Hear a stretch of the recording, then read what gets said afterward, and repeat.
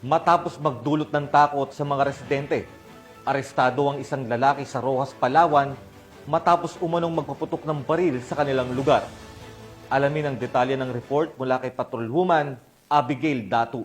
Matagumpay na naaresto ng mga otoridad ang isang lalaki sa barangay Abarawan, Roxas, Palawan matapos umano itong magpaputok ng baril nang walang pahintulot noong ika-6 ng Oktubre taong kasalukuyan. Ayon sa ulat ng Roxas Municipal Police Station, dakong alas 11 ng gabi nang maaresto ang suspect sa Purok Maagap matapos makatanggap ng tawag sa cellphone ang istasyon ng bandang alas 10:30 ng gabi hinggil sa umanong insidente ng pagpapaputok ng baril sa naturang lugar. Agad namang rumesponde ang grupo na pinamunuan ni Police Lieutenant Daniel A. Arevalo, Deputy Chief of Police, na nagresulta sa pagkakadakip sa suspect. Nasamsam mula sa pag-iingat ng suspect ang isang unit ng 9mm caliber pistol China brand, 2 9mm magazines, 22 bala ng 9mm, isang blue Hello Kitty coin purse, at isang fired cartridge case ng parehong kalibre. Isinagawa ang tamang inventory at marking ng mga nakuhang ebidensya sa presensya ng suspect at isang barangay opisyal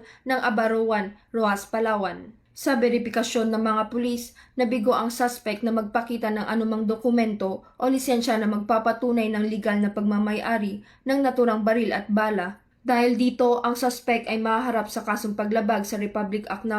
10591 o ang Comprehensive Firearms and Ammunition Regulation Act. Ang mabilis na pagresponde ng mga pulis sa insidente ay patunay ng kanilang dedikasyon sa pagpapanatili ng kapayapaan at kaayusan sa bayan. Mula dito sa Calapan City, Oriental, Mindoro, ako po ang inyong Police News Network Correspondent, Patrolwoman Abigail B. Datu, alagad ng batas, tagataguyod ng Balitang Pulis.